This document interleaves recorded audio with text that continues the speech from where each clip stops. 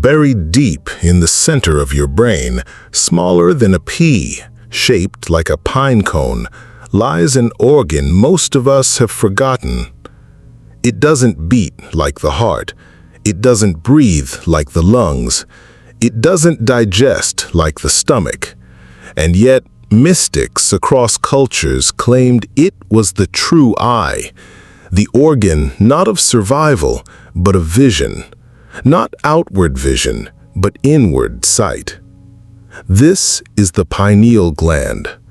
For science, it regulates melatonin, circadian rhythms, and sleep. For mystics, it is the third eye, a lamp of perception, a gate to inner worlds, the throne of spirit itself. How did this tiny gland become so important? Why did philosophers, yogis, shamans, and even secret societies all point toward this hidden lamp? And why in our modern culture is it almost entirely ignored?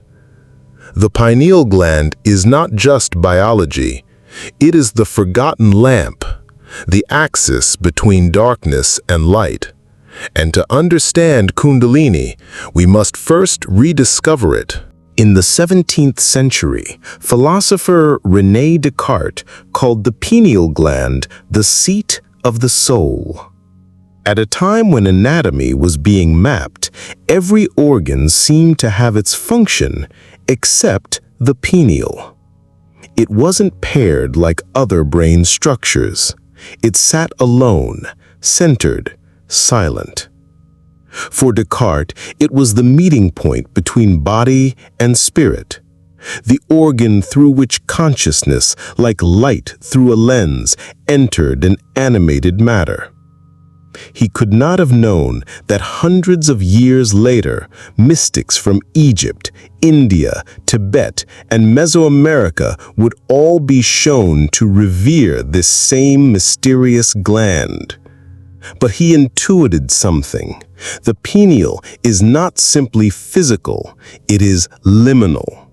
It sits between worlds. Walk into the temples of ancient Egypt, and you'll see an eye carved everywhere, the Eye of Horus. Stylized, elongated, crowned with lines that echo both eyebrow and tear duct.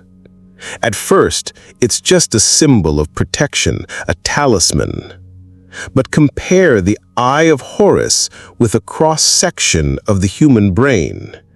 Place them side by side, and you'll see the Eye of Horus matches perfectly the anatomy of the pineal region. The ancients encoded what they could not say outright. The Eye of Horus was not just an eye. It was the eye, the third eye, the lamp of inner sight, the organ of awakening. Egyptians knew the pineal as the gateway to the divine. They called it the Ajna, the sound eye, because when it opens, it hears and sees frequencies beyond the physical. For them, awakening this inner lamp was the essence of initiation. In India, the same truth was preserved under another name, the Ajna chakra. Positioned at the forehead, between the brows, it is known as the third eye, the command center, the seat of insight. Ajna governs perception, intuition, vision beyond vision. When Kundalini rises, it pierces Ajna with light, igniting the pineal like a lamp. Meditators report seeing radiant suns, luminous serpents, or infinite fractal geometry. The pineal is not imagined, it is felt, like a lens suddenly opening in the brain, flooding consciousness with light. This is why yogis mark their foreheads with the bindi, why deities like Shiva are depicted with a blazing eye between the brows. It was never metaphor. It was anatomy hidden in plain sight. Across the world, one motif appears again and again: the pine cone. In Assyrian reliefs, winged beings hold pine cones aloft as if offering them to humanity. At the Vatican, a massive bronze pine cone stands in the courtyard, surrounded by peacocks and gods.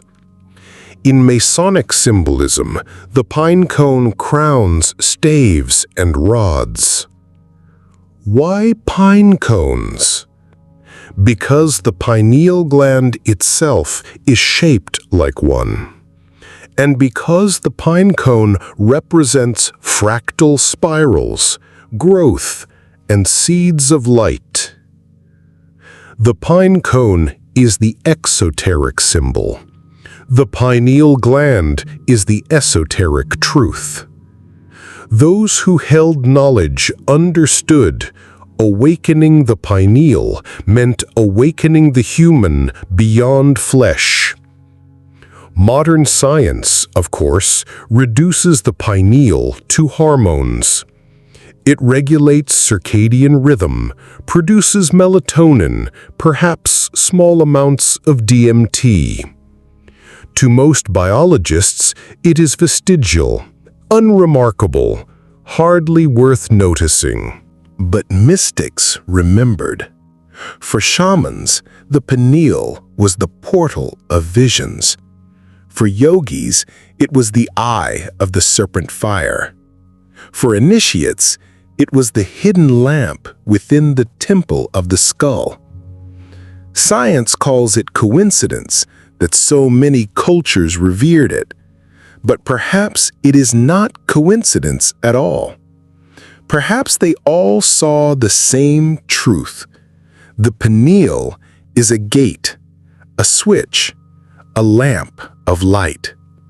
Why is the pineal central to Kundalini? Because Kundalini is not just energy rising, it is energy seeking union. As serpent fire climbs the spine through 33 vertebrae, it seeks the crown. But before it crowns, it must ignite the pineal, the inner lamp. When it does, visions burst forth. Seers describe radiant serpents of light, mandalas spinning, infinite corridors of stars. It is the lamp being lit, the inner sun dawning. Kundalini without the pineal is incomplete. The serpent must find the lamp. The fire must find the eye. Why was the pineal forgotten? Why, if so many cultures revered it, do we ignore it today? Perhaps because awakening it is dangerous. To light the lamp is to see differently. To see differently is to no longer obey blindly. Religions that wanted control taught people to look outward, toward external gods, external temples, external authority. The lamp that shone inward threatened that authority. Better to call it metaphor, better to bury it in doctrine. But the lamp cannot be destroyed. It is inside every human, waiting. Tonight, as you close your eyes, remember, there is a lamp hidden in the center of your skull. It hums silently, waiting for fire. It dreams of vision, waiting for awakening. This lamp is not imagination, it is anatomy. It is not superstition, it is symbol. It is not forgotten, it is yours. The ancients knew it, mystics revered it, philosophers suspected it, and now you remember it. For the pineal gland is not just a gland, it is the forgotten lamp, the eye that sees within, the doorway where the serpent meets the light.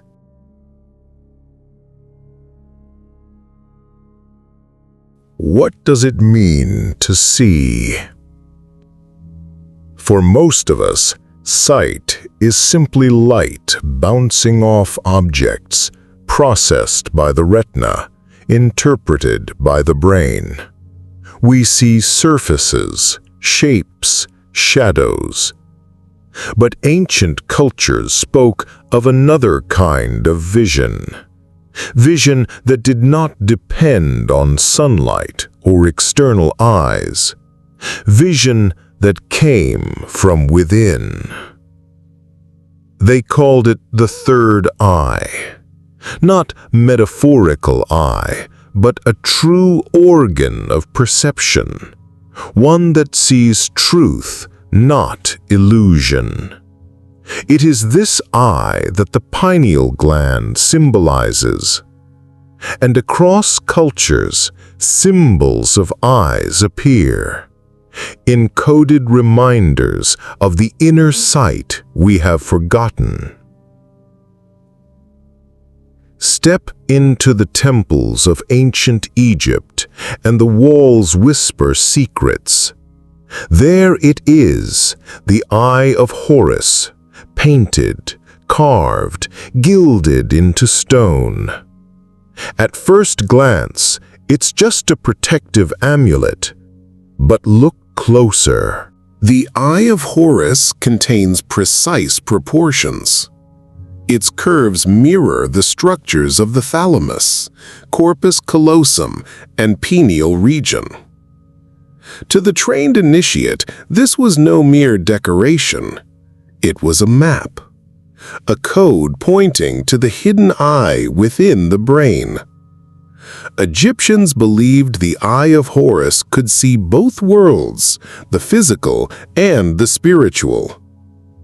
It was called the Ujjat, the sound or whole eye restored after Horus was wounded.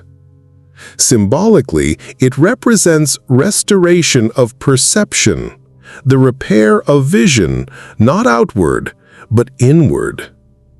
When Kundalini fire rises and strikes the pineal, the Eye of Horus opens inside the skull. What one sees then is not walls, but stars. Not objects, but essence. On the back of the US dollar bill sits another symbol, the all-seeing eye. A single eye radiating light placed atop an unfinished pyramid. For some, it's conspiracy. For others, it's occult power hiding in plain sight. But strip away speculation, and the symbol itself speaks. The eye at the top of the pyramid is the awakened pineal, the crown of perception. The pyramid is the spine, the steps of initiation. The eye above it is the lamp, lit at last. Why would such a symbol appear on the seal of a nation? Because those who encoded it knew power does not come from armies, but from vision. True vision, the ability to see beyond illusion.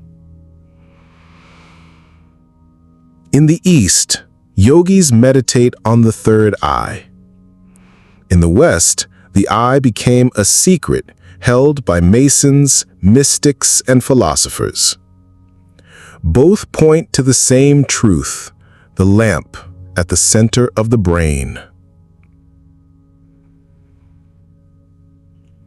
Greek myth also tells of a single eye. The Cyclopean, giant beings with one eye in the center of the forehead. At first, the myth seems grotesque, giants with missing eyes. But symbolically, it encodes the third eye. The Cyclops were said to be smiths of lightning, forging weapons of fire. Is this not the Kundalini itself? The fire serpent rising, striking the pineal, opening the inner eye? The Cyclopean vision was terrifying because it was immense. To have only the third eye is to see beyond the veil, but lose the comfort of ordinary sight. The myth warned and promised. The inner eye is not to be taken lightly. It grants power, but also responsibility. Travel east to India. There stands Shiva, Lord of Transformation, with a blazing eye at his forehead. When his third eye opens, myths say, fire pours forth, burning illusions, reducing falsehood to ash. This is not superstition, it is archetype. Shiva's third eye is the pineal ignited. When Kundalini reaches Ajna Chakra, visions of light, fire, fractals erupt. The false self, the illusions we live by, cannot withstand it. They burn. This is why the third eye is feared, because to open it is to see through everything, society, identity, even ego itself. And once seen, the old world cannot be unseen. Walk through the Vatican. There, in the court of the pine cone, stands a massive bronze pine cone flanked by lions and peacocks. Why pine cones? Because they echo the pineal, because they symbolize the fractal spirals of awakening, because they hold seeds of regeneration. In Assyrian carvings, winged gods hold pine cones toward kings, as if offering them inner sight. In Masonic architecture, pine cones adorn lamps, gates, staffs. The symbol has never disappeared. It simply went underground. Even Christmas trees, crowned with stars and decorated with pine cones, echo the pineal ladder ignited by light. The pine cone is the hidden wink, a quiet nod that the inner lamp, though forgotten, is still honored in stone and bronze. The serpent and the eye are often paired. Why? Because the serpent represents energy, Kundalini, the DNA spiral. The eye represents perception, pineal, illumination. When the serpent rises, it strikes the eye. When the eye opens, the serpent is seen as light. This pairing terrified authorities. In Eden, the serpent and the eye are condemned. In esoteric art, the serpent crowns the brow. The cobra of the pharaoh's crown is the serpent rising to the third eye, spitting fire of perception. The serpent does not deceive, it reveals. It does not blind, it opens. Even in modern pop culture, the third eye persists. Superhero films show characters gaining a glowing forehead eye when they awaken powers. Meditation apps and yoga studios casually reference third eye awakening. Psychedelic art explodes with all-seeing eyes radiating fractals. The symbol refuses to die, because the truth refuses to be buried. Deep down, humanity knows we are blind without this inner sight, and we hunger for vision. Science has begun to catch up. The pineal contains photoreceptor cells, like an eye inside the brain. In reptiles, it is literally a third eye, a parietal eye that senses light. In humans, those cells remain. Why would evolution preserve light-sensing cells inside a gland that sits in darkness? Unless it was meant to sense inner light. Research suggests the pineal may produce biophotons, tiny flashes of light, coherent like lasers. Meditators, shamans, mystics all describe visions of radiant light. Could the pineal literally be a lens for these inner photons? If so, then the third eye is not metaphor. It is physics. The pineal is literally an eye, seeing not sunlight, but soul light. Eyes are powerful. To be seen is to be known. To see is to claim sovereignty. If every human could awaken their third eye, priests would no longer be gatekeepers.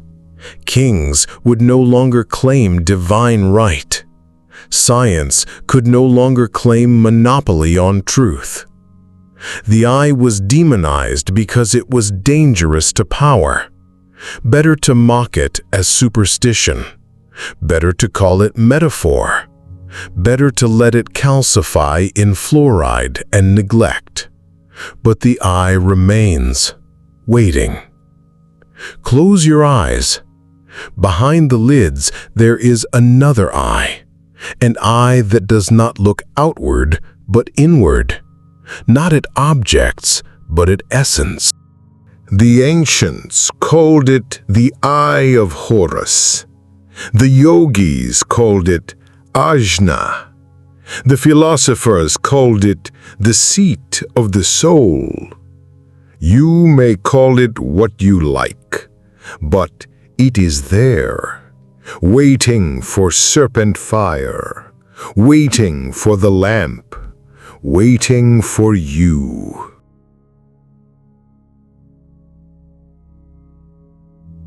Science tells us that all life communicates in signals, chemical, electrical, hormonal. But beneath these layers lies something more primal, more subtle, more radiant: light. Biophysics has discovered that DNA itself emits photons. Not random bursts, but coherent flashes of light, as if each strand were a microscopic laser.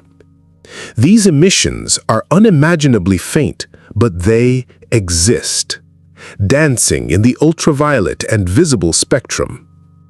What does this mean? It means that at the deepest level, we are beings of light. Our cells whisper to each other in radiant pulses. Our DNA hums with photonic language. The ancients called it liquid fire, serpent energy, Holy Spirit. Science now calls it biophotons. Two languages, one truth. Life is luminous. If DNA emits light, where is that light perceived? If we are luminous beings, where does the light converge? Enter the pineal gland. This tiny organ is lined with photoreceptive cells. In reptiles, it functions literally as a third eye, sensing daylight through the skull. In humans, it no longer sees the sun, yet the cells remain, vestiges of vision. Why preserve light-sensitive cells in an organ that never sees daylight? Unless it is meant to perceive inner light, the pineal may act as a lens for biophotons. Like an inward-facing eye, it does not show us objects in space, but visions of essence. This explains why mystics describe radiant light in meditation, near-death experiences, and Kundalini awakenings. The lamp lights from within, and the pineal sees. When Kundalini awakens, seekers often describe sensations of fire racing up the spine, explosions of light behind the eyes, a crown of radiance at the skull. These are not hallucinations. They are bioelectrical surges igniting dormant circuits, triggering the pineal to flood with luminous chemistry. The pineal produces melatonin, regulating circadian rhythms. But under altered states, meditation, fasting, trance, it may produce small amounts of DMT, the so-called spirit molecule. DMT is associated with visions of radiant beings, fractal universes, serpents of light. Combine DNA's biophotons with pineal's inner chemistry, and you have the recipe for Kundalini fire. A body transmitting light, a brain perceiving light, a consciousness becoming light. The ancients described it as serpent fire. Science describes it as bioelectrical luminous activation. Both describe the same experience. What happens when the pineal ignites?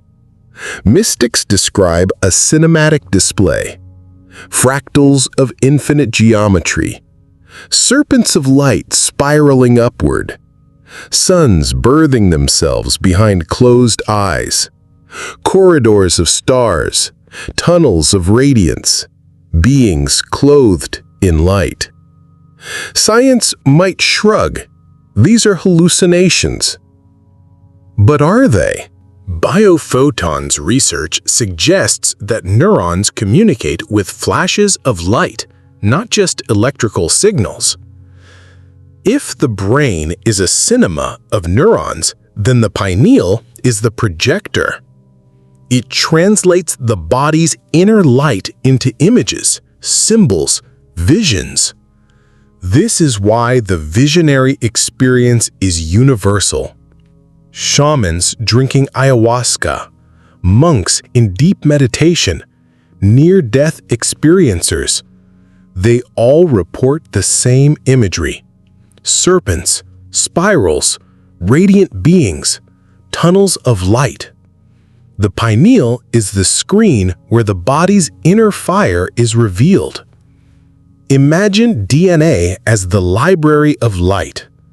Imagine biophotons as the language of that library. Now imagine the pineal as the lamp that reads it. This is the DNA pineal circuit.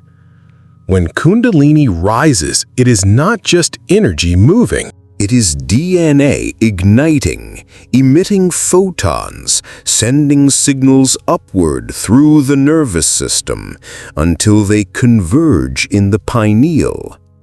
There the light becomes vision. There the serpent fire becomes radiant consciousness. In this sense, Kundalini is not superstition. It is bioluminal awakening. The serpent fire is DNA lighting the lamp of the pineal. The imagery of serpents makes perfect sense. DNA itself is a spiral. Light emitted from DNA travels in helical waves. Kundalini energy coils at the base of the spine before spiraling upward. Serpent, spiral, photon, all the same archetype. Life is luminous serpent. Consciousness is spiral of light. The ancients encoded this truth in caduceus staffs, twin serpents of medicine, spiraling around a central rod. They were not only describing healing of the body, they were describing awakening of the light body. Seeds germinate with sunlight. DNA germinates with light. Inside each of us, dormant genes wait like sleeping seeds. Some scientists dismiss them as junk DNA, but what if they are light-activated codes? Biophotons may act as triggers, awakening dormant sections of DNA. When Kundalini rises, when the pineal ignites, it floods the system with luminous fire. That fire may awaken dormant codes, new potentials for consciousness, healing, perception. The seed becomes tree, the serpent becomes fire, the human becomes radiant. The pineal's reputation as the spirit gland largely comes from its connection with DMT. Though controversial, many researchers suggest the pineal can produce DMT during extreme states, birth, death, mystical experience. DMT visions are remarkably consistent. Serpents spiraling, fractal universes, beings of light, tunnels connecting dimensions. Is this coincidence? Or is it the pineal perceiving DNA's luminous fire, biophotons translated into fractal imagery? For the shaman, this is not theory. Drinking ayahuasca, they see the cosmic serpent. They describe DNA singing itself into vision, and remarkably, molecular biologists report the same. DNA vibrates, DNA emits photons, DNA communicates in waves. Different disciplines, same serpent. Mystics describe Kundalini not just as energy, but as liquid fire, a river of molten light coursing upward. Science offers parallels. Cerebrospinal fluid flowing through the spine, charged by bioelectric surges. As energy rises, cerebrospinal fluid may become a conductor of photonic emissions, carrying light upward toward the brain. This is not metaphor. It is bioluminal fluid, a literal river of light running through us. When Kundalini ignites, we feel the fire because it is both chemical and photonic. It is liquid light. All traditions speak of humans becoming radiant. Rainbow body in Tibetan Dzogchen. Glorified body in Christianity. Solar body in Hermetic texts. Science now whispers that our DNA may literally be tuned to light. The pineal may be the gateway to perceiving this inner luminosity. Kundalini may be the ignition switch. When serpent fire meets the lamp, the body becomes temple of light. When DNA's photons flood the pineal, the human perceives itself as radiant being. This is the return of the light body. Close your eyes. Behind the darkness, faint sparks shimmer. That is not imagination. It is the light of your own cells. Breathe. Feel the subtle fire at the base of your spine. That is not fantasy. It is serpent energy, coiled and waiting. When it rises, it will ignite the pineal. When the pineal ignites, you will see, not with eyes, but with lamp of light. You are not merely flesh, you are luminous. You are not blind, you are radiant. The serpent of liquid fire sleeps in your DNA. The pineal lamp waits, and when the two meet, the body becomes light.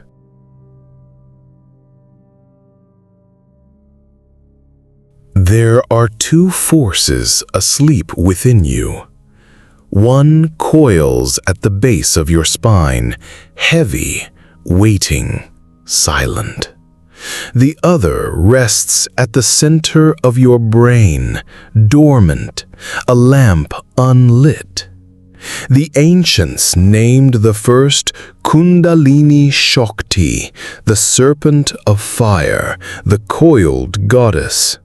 They named the second, the third eye, the pineal, the lamp of vision, the throne of spirit. Separated by the ladder of 33 vertebrae, they lie apart like star-crossed lovers.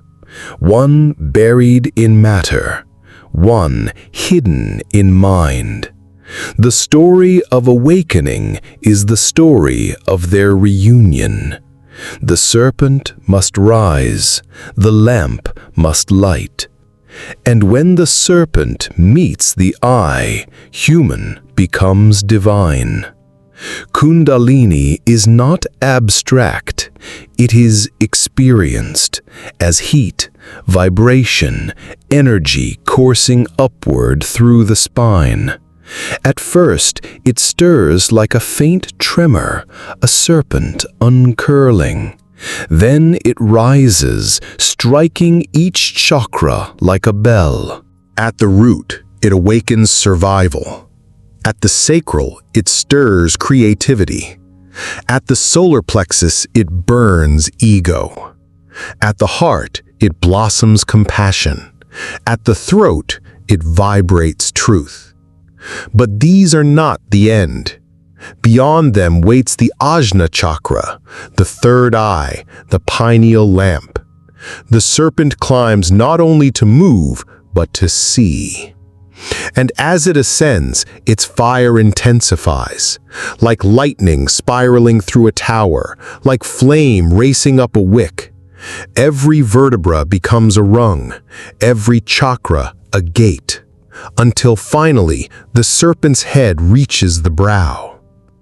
The pineal gland is like a lamp without oil.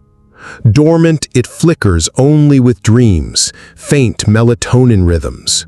But when Kundalini arrives, the serpent brings fire. The lamp ignites. Visions burst open. Inner sight floods the mind. Seers describe radiant suns exploding behind closed eyes. Serpents of light spiraling upward. Eyes opening within eyes, a cascade of infinite mirrors. Geometries unfolding like living mandalas.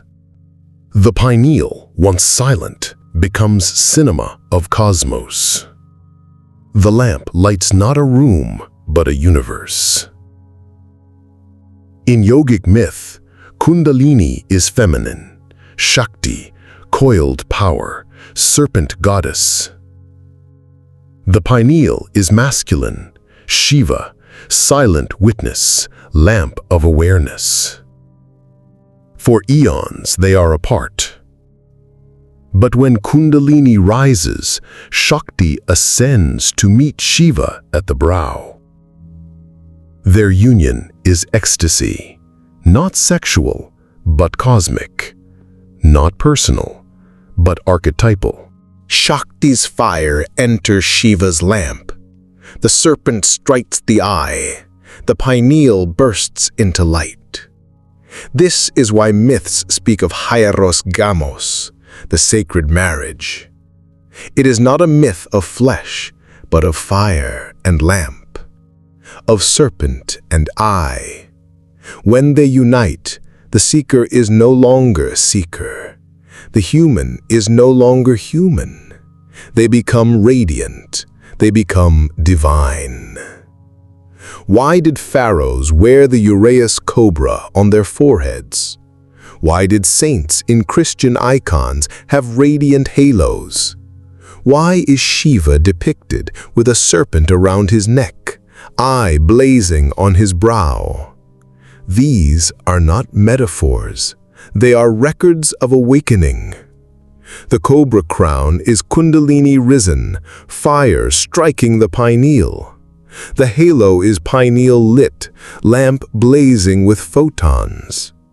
The serpent and the eye have met, and the human is crowned. Ancient art is not fantasy.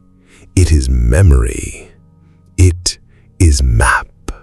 When Kundalini pierces the third eye, it is often described as violent, a burst of fire, a strike of lightning, a sudden explosion of vision. Seers shake, tremble, weep. Some resist, fearing madness.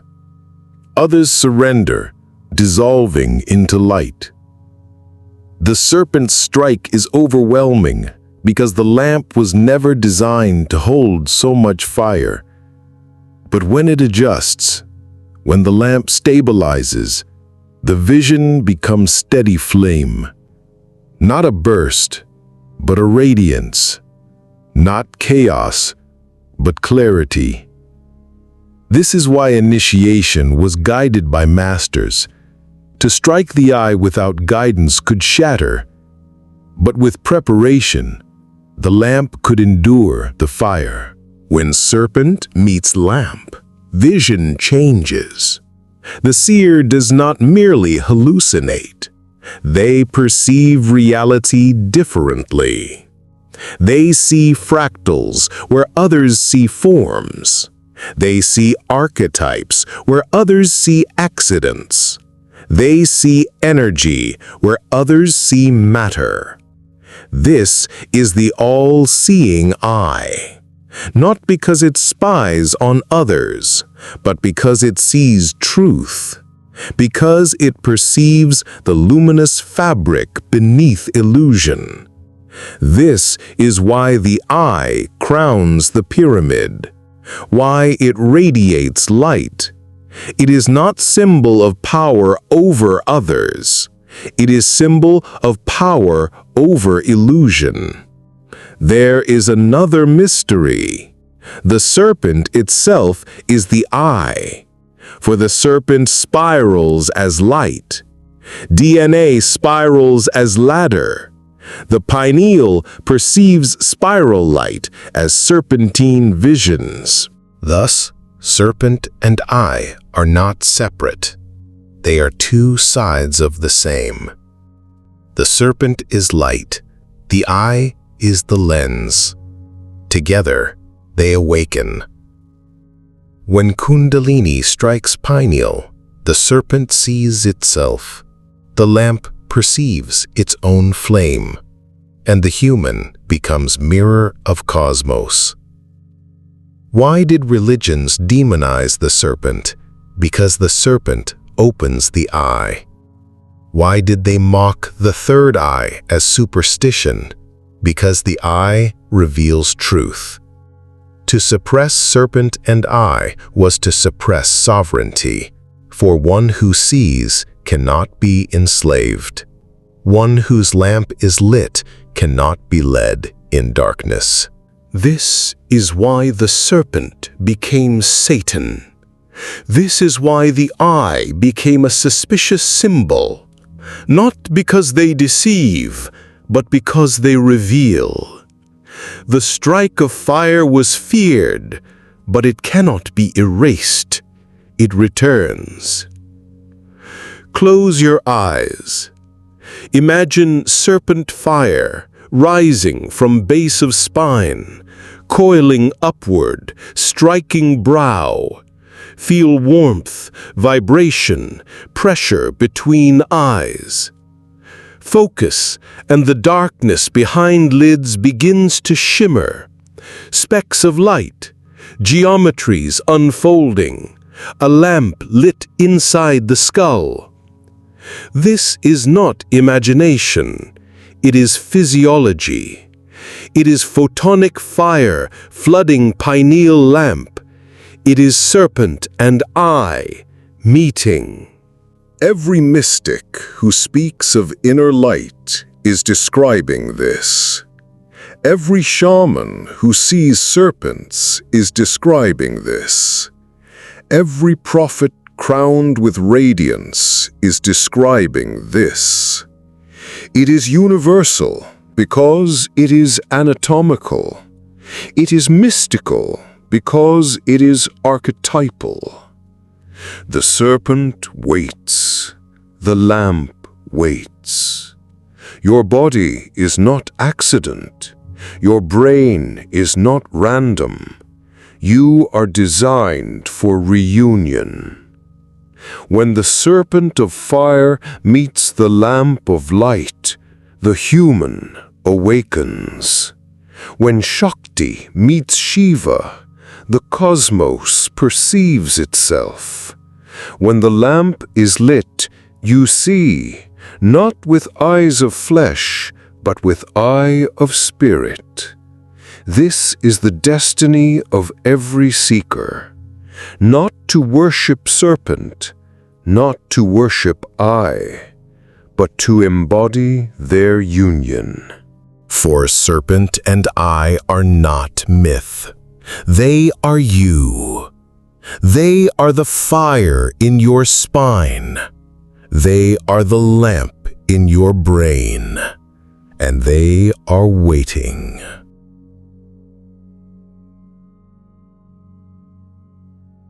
The serpent and the eye are among the most ancient symbols of humanity. The serpent winds through every myth, Egypt, India, Mesoamerica, Norse sagas. The eye shines in every temple, Horus, Shiva, Odin, Christ. Together they encode awakening.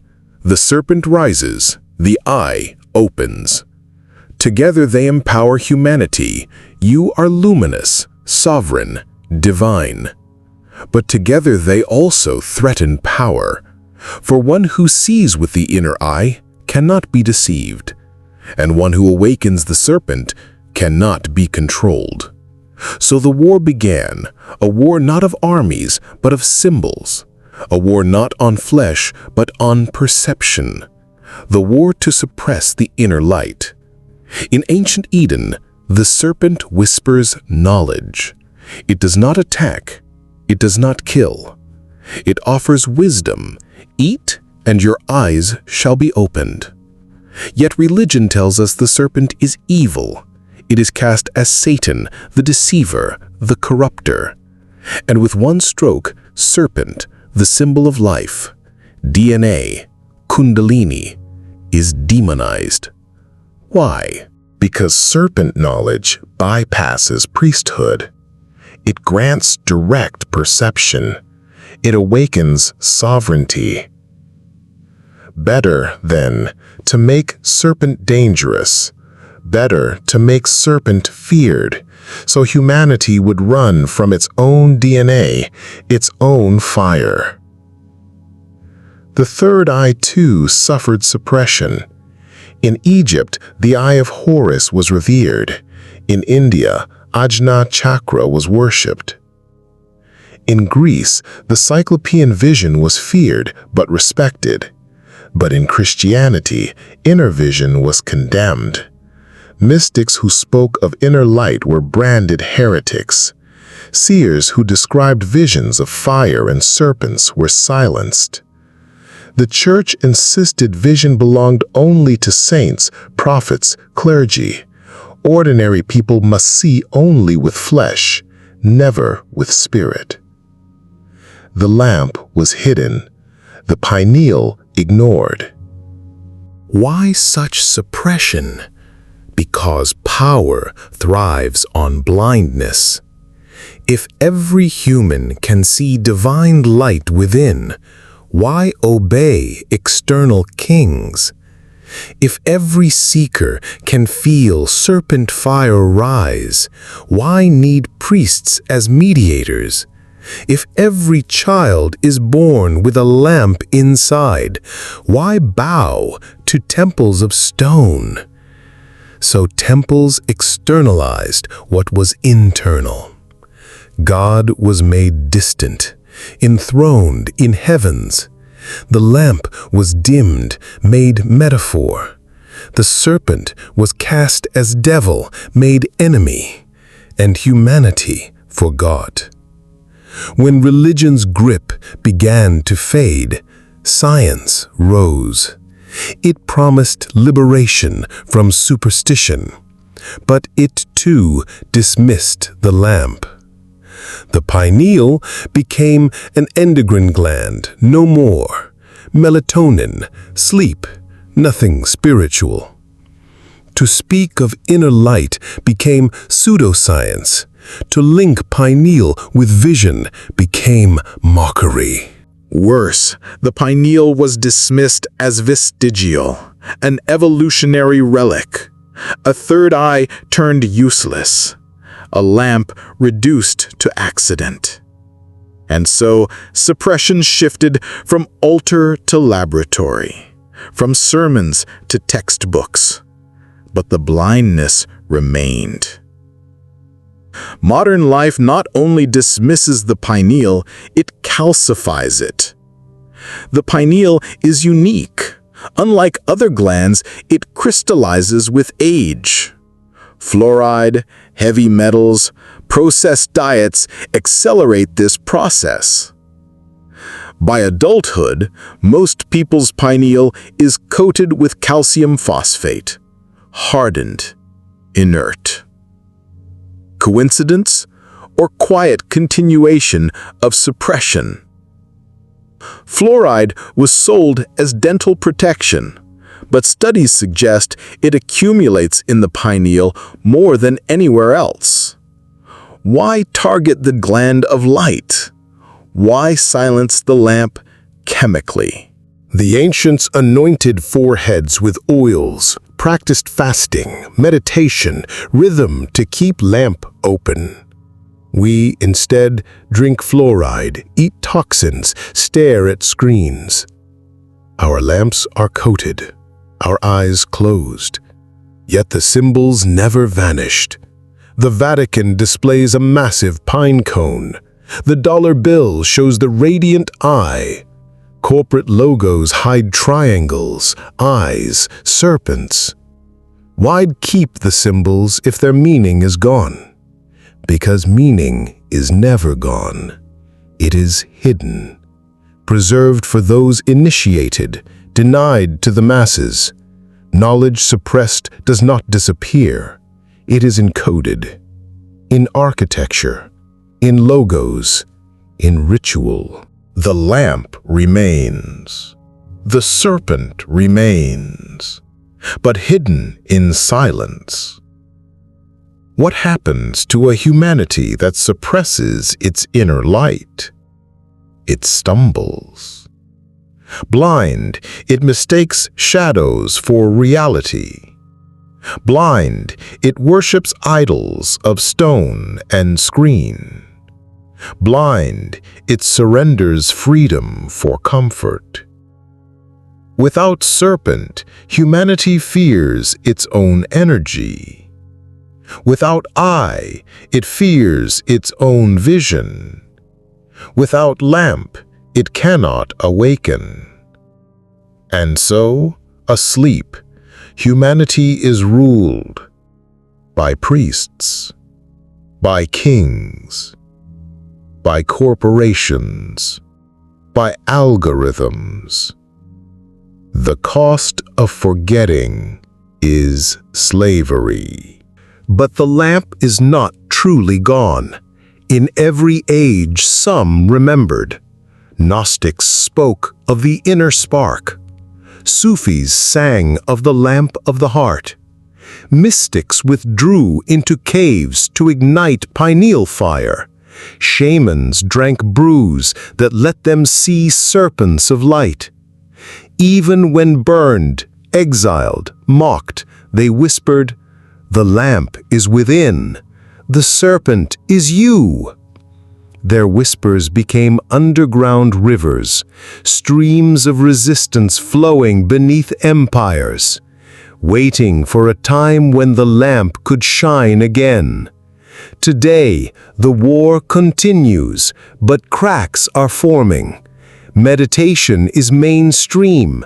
Ayahuasca is spreading. Science is revisiting biophotons, pineal photoreceptors, DMT visions. People speak of third eyes without fear of heresy. The serpent is stirring again. The lamp is glowing again. Suppression cannot last forever. What is true returns. What is within cannot be silenced without. We live in the age of awakening, where the inner light suppressed for millennia flickers back to flame. You were told to fear serpent.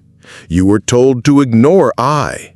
You were told lamp was superstition. But what if all were lies?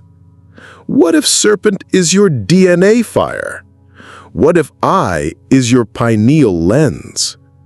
What if lamp is your forgotten birthright? You are not blind. You are luminous. Your lamp is waiting. Your serpent is rising. The suppression is ending. The light is returning.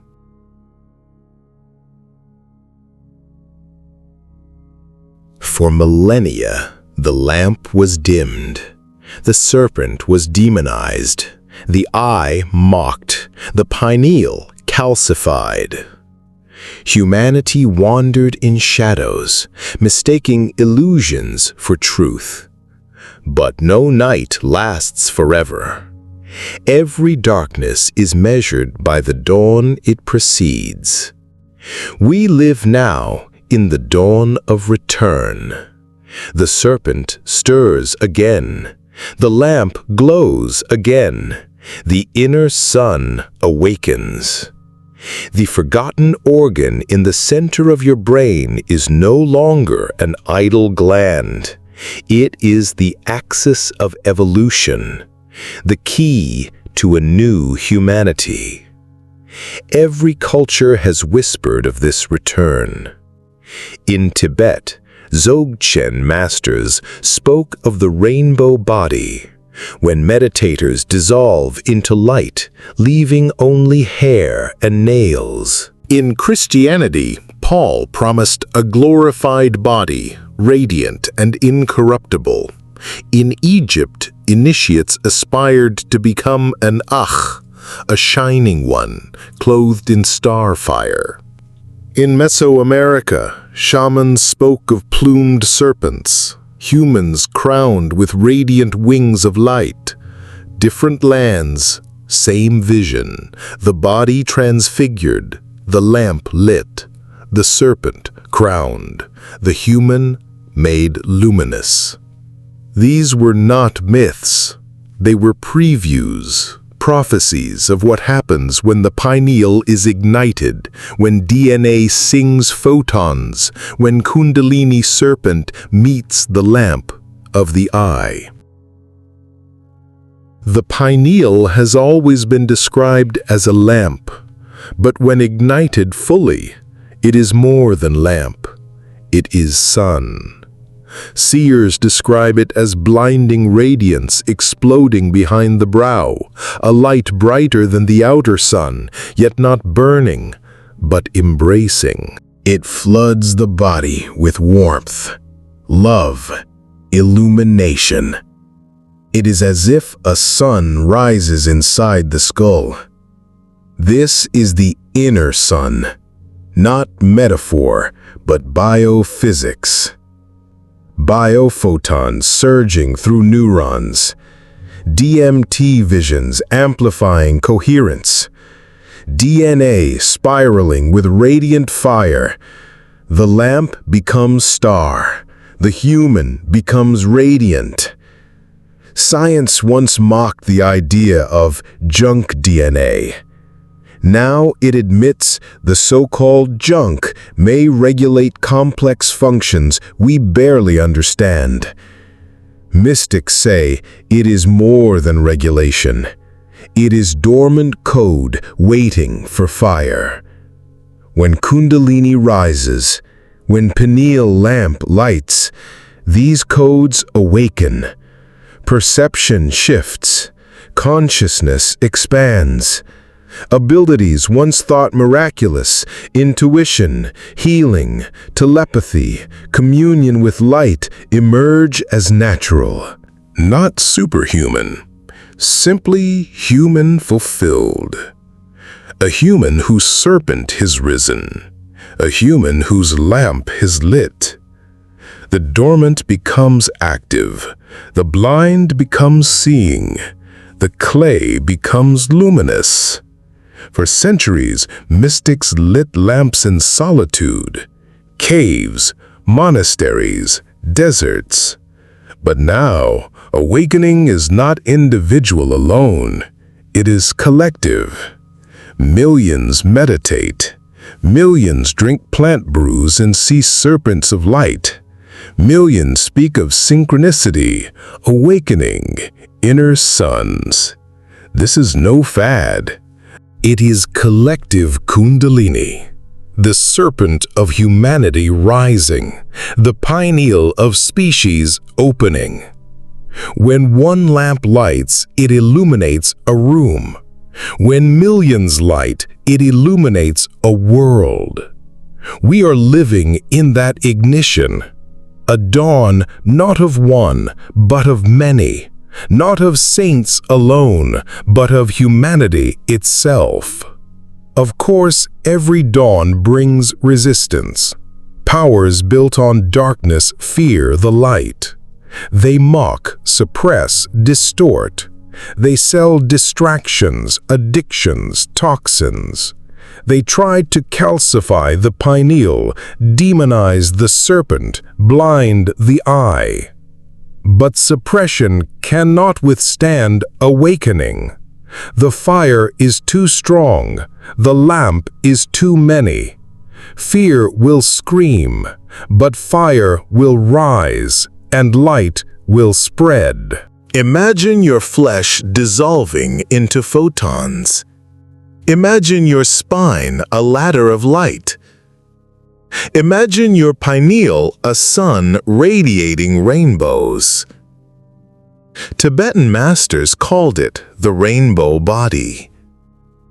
They say when such a being dies, the body shrinks, vanishes, leaving only nails and hair. But what really happens? Biophotons, once trapped in cells, flood outward. DNA's light spirals free. The lamp bursts into radiance. And human becomes rainbow, prism of spirit. This is not fantasy. It is destiny. The blueprint encoded in every cell, awaiting ignition. Shamans drinking ayahuasca describe the same vision, a serpent made of light, spiraling through DNA, teaching, healing, awakening. That serpent is not hallucination, it is memory, it is prophecy. The serpent is the carrier of light. The eye is the perceiver of light. When the two unite, the human becomes serpent of fire, clothed in radiant sight. The cosmic serpent returns not to terrify, but to crown. Not to deceive, but to awaken. It was never enemy, it was teacher, and it is back. Close your eyes. There in darkness is a spark. Breathe. The serpent stirs at your spine. The lamp waits at your brow. One day, perhaps tonight, perhaps years from now, the serpent will rise. One day, the lamp will ignite. And when it does, you will see, not with flesh, but with light.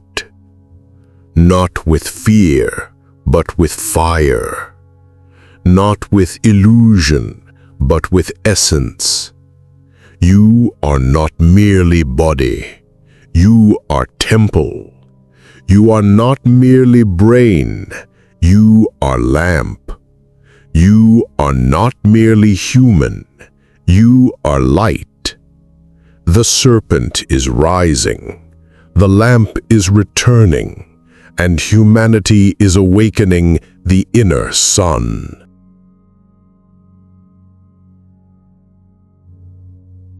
In the beginning, there was darkness. Not the darkness of evil, but the darkness before vision. A silence before the song. A stillness before the serpent stirred. Then came light, not from the sun, not from stars, but from within. A lamp hidden in the skull, a spark woven into the marrow, a serpent coiled at the root of the spine. For millennia we forgot. We were taught to fear the serpent. We were told the eye was blind. We were led outward, away from the lamp inside. Yet the lamp never left. It waited, silent, patient. Like a star behind clouds, the serpent never died. It coiled, dreaming, waiting for the moment to arise again. It whispered through myth, through symbol, through the secret language of shamans and sages. It flickered in visions, in dreams, in the eyes of those who dared to see. And now the time of forgetting is ending. The serpent of fire moves again. The lamp of the eye glows again. The inner sun dawns again. When the serpent of fire meets the lamp of the eye, something timeless occurs. The human does not become something new. The human remembers what it has always been, a being of light, a child of stars, a lamp that was never truly dark. The pineal was never just a gland. The serpent was never just a metaphor. Together, they are the architecture of awakening. The spine, a ladder, the lamp, a crown, the serpent, the flame that unites them. You are not blind. You are not weak. You are not abandoned. You are luminous, sovereign, eternal. The lamp inside you is not bound by time. It shone before your birth.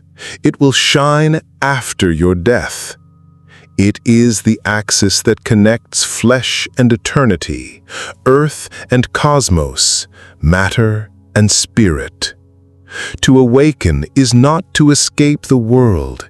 It is to see it as it truly is, radiant, living, infinite. To awaken is not to become divine. It is to realize you always were. So as this story closes, remember, you carry the serpent. You carry the lamp. You carry the sun itself, waiting to rise. The question is not whether it is there. The question is only, will you light it?